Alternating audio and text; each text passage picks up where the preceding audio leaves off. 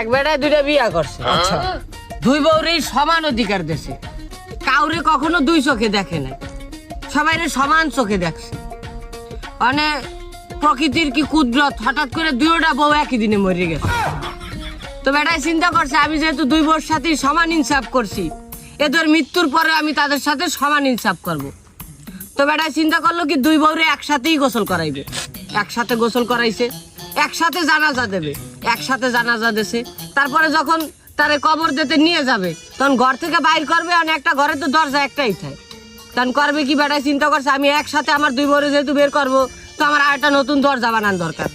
তো মিস্ত্রি আইনা কাটায় কোটায় একটা দরজা বানাইছে নতুন, মানে দুই দরজাটা সমানভাবে বউ দুজনে বাইর করিয়া নিয়ে যায় দাফন দিয়ে আসছে।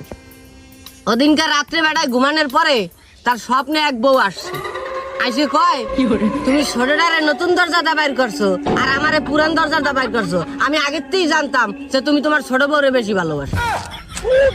মাতারি গলায় গিয়া কয় না কইলজা কাইটে দিলেও কয় লবণ কম হয়েছে। একদম ঠিক।